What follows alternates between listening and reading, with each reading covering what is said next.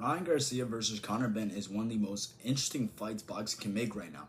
Not because either guy is unbeatable, but because both fighters are dangerous.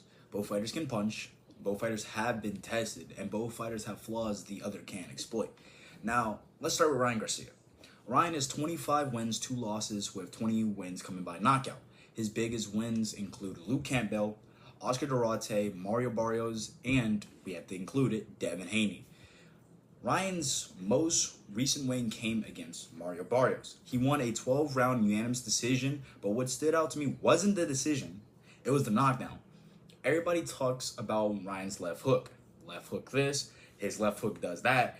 But against Barrios, he actually dropped him in the first round with a right hand, a right overhand at that. And that tells me Ryan isn't dangerous just on one side. People get so focused on the left hook that they forget that he has power in both hands.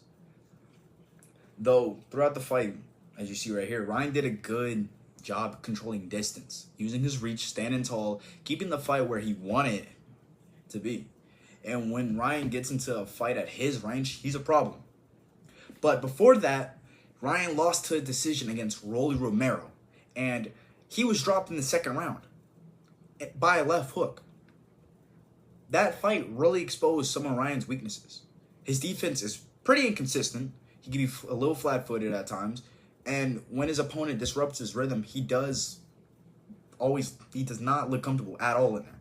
The question about his durability are going to follow him still because he's been hurt. Now, let's look at Conor Benn. Benn is 25 wins, 1 loss with 14 knockouts.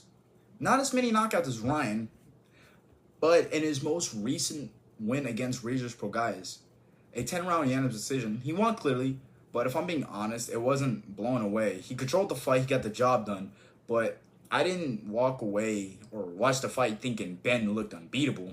Before that fight came the Chris Eubank rematch fight. After losing the first, Benn came back and got revenge. What impressed me wasn't the decision, it was the 12-round knockdown. Despite Chris Eubank Jr. being weight drained, the 12 rounds, he was still pressing, still throwing, still looking for that finish. And that's what Conor Benn looks dangerous. That's when he looks really dangerous. The pressure, the aggression, the pace, how he's constantly trying to force mistakes against his opponent. But Conor Benn has flaws too. He's overly aggressive at times, leaving himself open. He can be hit. And against somebody with Ryan's speed and power, that's very risky. And when you compare both fighters, I see 2 completely different styles. Ryan wants range. He wants that space. He wants to use his reach, speed, and power